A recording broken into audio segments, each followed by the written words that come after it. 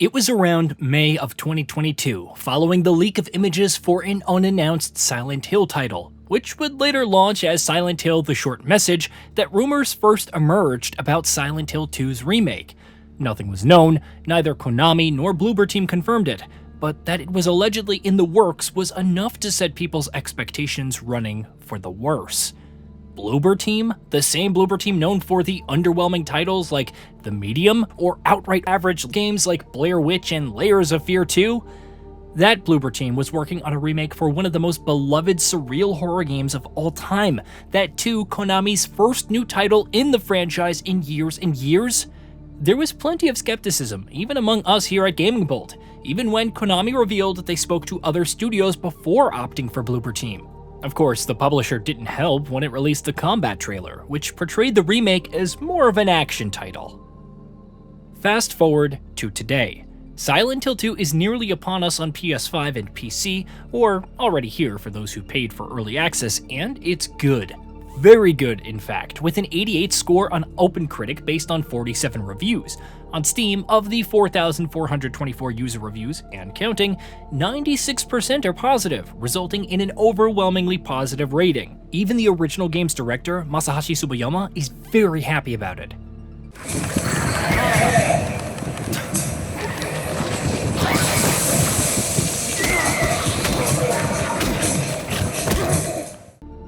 So, how did Bloober Team achieve this? It's first important to note that this wasn't just their work, but Konami's, specifically some of the original game's creators. Composer Akira Yamaoka and art director/creature designer Masahiro Ito were deeply involved alongside series producer Motoi Okamoto. Furthermore, the first year of development, per lead producer Marciej Glom, was spent conversing and working closely with Konami and brainstorming ideas.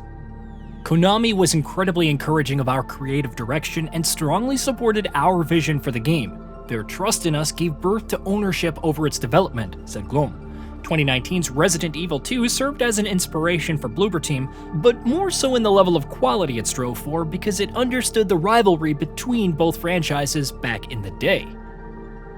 The focus on not changing the core narrative was also important due to how deeply intertwined its narrative themes and characterization are.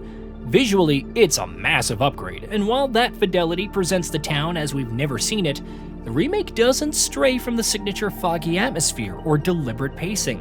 Even the cutscenes stay true in terms of cinematography and facial expressions. Of course, that trust went both ways. The original staff actually sought more changes for the remake, since, as Okamoto told Famitsu, game creators don't want to make the same thing twice. I think that as the original creators, they had many parts they wanted to change. Bloober Team ultimately convinced them to opt for a more faithful remake that stuck to the immersion and terror of the original. Amid the rumors of Konami having an extremely short leash with the developers regarding changes, the latter played a big role in ensuring it stayed true to the original. As for the gameplay, a fair amount of skepticism circulated about it and the new over-the-shoulder perspective before launch. There were complaints that it took away from the original's appeal, but interestingly, Tsuboyama recently spoke about his dissatisfaction with the camera from a technical perspective. Depth and angles were limited by the processing load.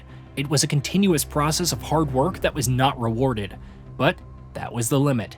He feels that the current view definitely adds to the sense of realism and makes me want to try playing the even more immersive remake of Silent Hill 2. Even if you agreed to disagree, there's no denying that the new perspective isn't simply for show, but in keeping with the original's combat and character. Let's examine other remakes with over-the-shoulder aiming. Leon S. Kennedy and Claire Redfield control as smoothly as they do in RE2's remake because of their training. The former is a Raccoon City Police Department officer. The latter is trained by Stars, also her brother. Shit! Gotta get out of here.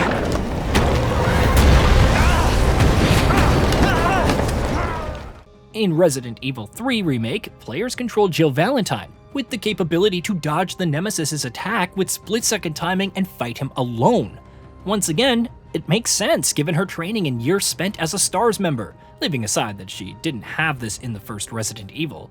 Even in a remake, like Dead Space, where the over-the-shoulder perspective previously existed, it wasn't far-fetched for Isaac to capably gun down necromorphs. In effect, he was using tools and relying more on the precision befitting of an engineer rather than military training.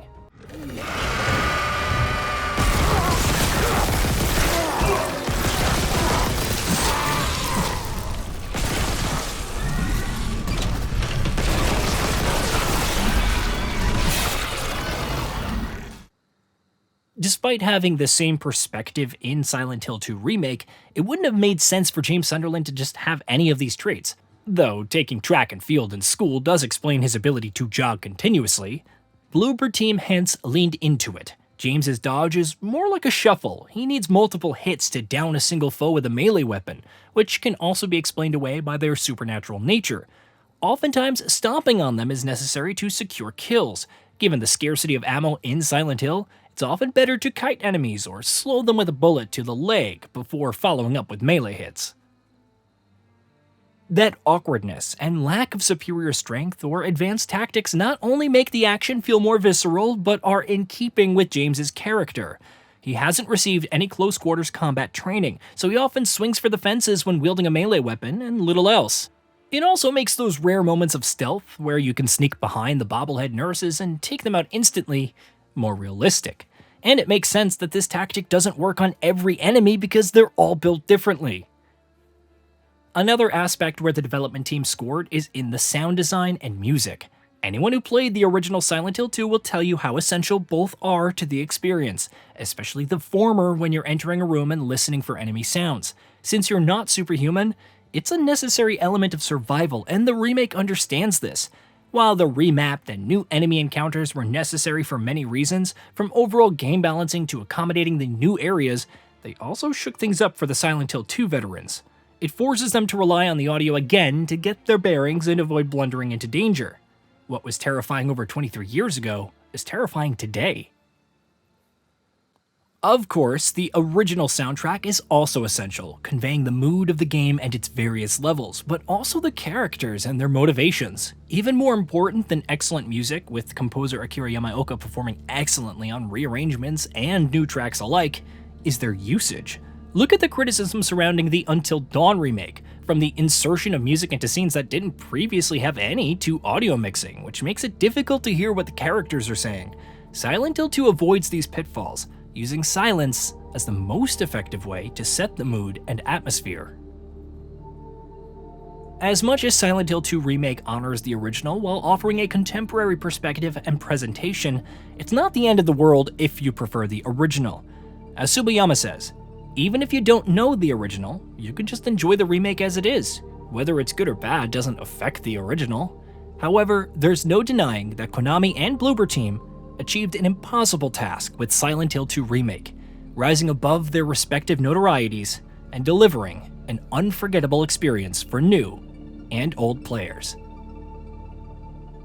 Hey, did you know that we at GamingBolt upload new videos every day? Stick around, drop a like, subscribe, and hit that bell. And let us know what kind of content you'd like to see in the future with a comment below.